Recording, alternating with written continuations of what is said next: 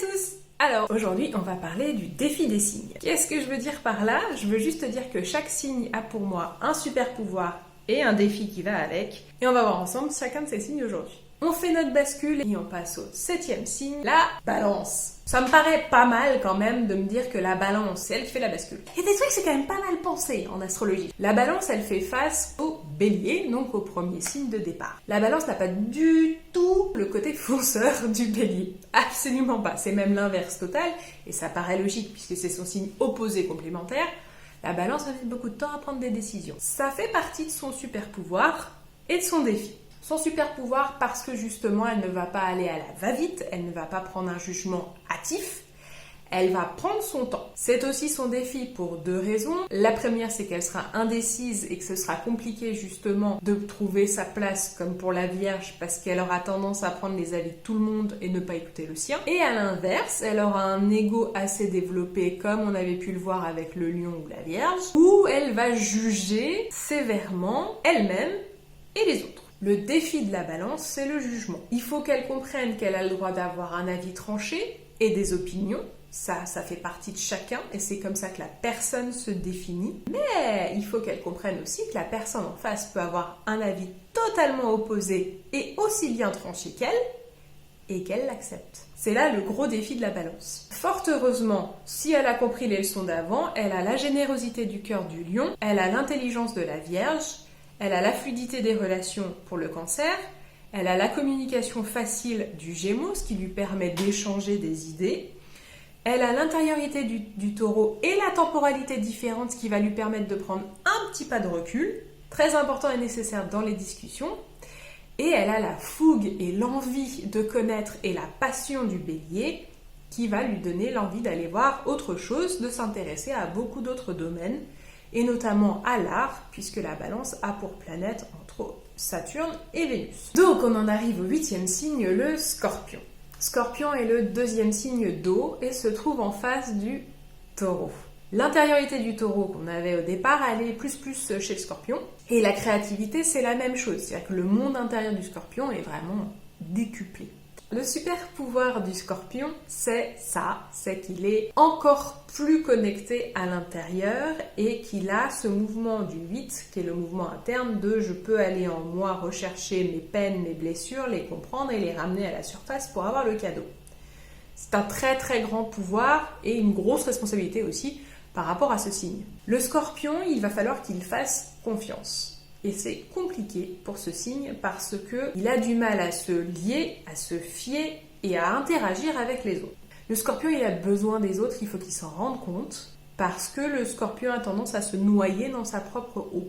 C'est d'ailleurs pas pour rien qu'en face de lui, il a le Taureau qui est la bouche, lui c'est les intestins, donc effectivement si c'est pas digéré ou mal digéré déjà par la bouche et que c'est pas ressorti, ça s'imprime à l'intérieur et ça fait une grosse indigestion, voire ça vous mange de l'intérieur, littéralement. Si le Scorpion comprend son défi et le réussit, il amène la richesse pour lui, mais pour les autres aussi. Après le Scorpion, nous avons le signe 9, nous avons le Sagittaire. Signe de l'expansion par excellence. C'est quand même une flèche, donc c'est pas pour rien qu'il va vers là-haut, carrément la montagne, plus loin l'espace. Une erreur technique s'étant emparée de mon ordinateur, le Sagittaire avait perdu ses super pouvoirs.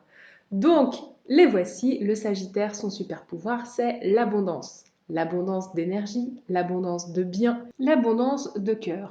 Voilà les amis, désolé s'il vous plaît, me frappez pas. Merci. Le Sagittaire, il a besoin de comprendre une chose, son expansion personnelle et groupée, elle est géniale, sa faculté de voir grand, voire très très grand, elle est super, mais si c'est utilisé pour fuir, ça ne marchera pas.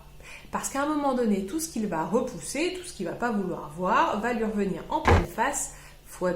Le défi du Sagittaire est assez simple finalement, s'écouter soi-même. Et quand je dis ça, ça paraît un peu bizarre parce que le Sagittaire a la réputation de beaucoup parler de lui, d'utiliser le moi-je assez souvent et de ne pas finalement partager les fameuses richesses dont il nous parle ou dont il nous promet monts et merveilles. Le problème étant que le Sagittaire utilise souvent ce stratagème comme une fuite. Au lieu de regarder la vérité ou la réalité en face, il va aller dans le monde, s'étendre dans le monde en pensant que tout va bien. Donc le défi du Sagittaire, c'est celui-ci. quand il aura réussi à se regarder en face, à se connecter à lui-même, il pourra réellement aller dans l'expansion, mais l'expansion interplanétaire. On en arrive au 10e signe qui est le Capricorne, dernier signe de terre. Il va continuer la mission du Sagittaire puisque lui aussi commence à comprendre que la fin est assez proche. Il faudra peut-être penser à la suite. Le super pouvoir du Capricorne, c'est la réalisation. Bâtir, concrétiser, agir pour lui et les autres. Le Capricorne a donc cette idée, cette transmission de savoir, de richesse, d'héritage, mais il le transmet à sa manière. C'est compliqué pour le Capricorne de comprendre les désirs, les besoins et je dirais le bonheur de l'autre, parce que déjà il se le comprend pas pour lui-même. Donc si le Capricorne a envie de transmettre quelque chose, c'est parfait, c'est altruiste comme démarche, mais c'est pas une obligation que l'autre le reçoive de la même manière. Le Capricorne est un signe de pouvoir. Cette place de pouvoir, elle est très importante parce que ça donne le sens des responsabilités et les Capricornes sont extrêmement connus pour avoir un sens des responsabilités très aigu, un peu trop parfois, qui, si elle est mal comprise, peut tourner rapidement en dictature ou en tyran. Le défi du Capricorne, c'est une bête à cornes, c'est pas pour rien, c'est celui-là. Comprendre qu'il a effectivement un certain pouvoir de fait de sa stature et de son statut dans la société, de sa place, et que ce pouvoir doit être une maîtrise de soi, pas une maîtrise des autres. C'est par la maîtrise de soi et par l'émanation de cette vibration que le Capricorne va réellement agir avec pouvoir, si je puis dire, sur le monde. Si le Capricorne continue à jouer au petit chef comme un bélier pourrait le faire, il n'a pas compris son défi ni son signe. On en arrive donc au signe numéro 11, le Verseau. Le Verseau, c'est le signe du réseau, le signe des amis, c'est le signe de la technologie, de la nouveauté, de la modernité. D'ailleurs, c'est assez étrange parce qu'on a envie de se dire, c'est marrant, le Verseau, c'est quand même le signe du février, donc c'est le début d'année. Il fait froid, il fait moche et c'est l'hiver. Mais c'est le signe de la modernité. Le super pouvoir du Verseau, c'est le réseau, la faculté de pouvoir rallier à lui énormément de personnes, d'énormément de bords différents, de cultures différentes, ayant des talents différents et d'en faire un groupe plus ou moins homogène. Et c'est sa faculté, c'est-à-dire qu'il est capable effectivement de se connecter avec n'importe qui, digitalement ou personnellement. Le défi du Verseau, c'est le maintien dans la longueur. Étant le signe de la modernité par excellence, le Verseau a tendance à renier le passé. C'est une bonne chose, c'est qu'effectivement il ne faut pas rester dedans pour être bloqué. Mais le Verseau oublie que les leçons qui ont été apprises avant par lui et par les autres peuvent lui servir et doivent lui servir. Le Verseau doit comprendre que les leçons du passé sont quelque chose qu'il doit prendre en compte et qu'il en a presque la responsabilité. Parce que grâce à ça, il pourra faire quelque chose de nouveau et de réellement moderne qui servira le groupe tout entier. Et quand je parle du groupe tout entier, on est vraiment sur une question d'humanité. Et sa faculté inhérente, rentrer en contact avec les autres, lui servira largement puisqu'il pourra parler à beaucoup plus de monde, beaucoup plus facilement et beaucoup plus rapidement qu'un autre signe. On en arrive à la fin du zodiaque puisqu'on arrive au 12e signe qui est le Poisson et les Poissons sont les derniers signes d'eau. 12e signe, fin de l'année, donc proche de la mort. C'est un signe qui comprend qu'il doit passer par quelque chose puisqu'il ne peut plus rester comme il est. Le super pouvoir du Poisson, c'est sa connexion.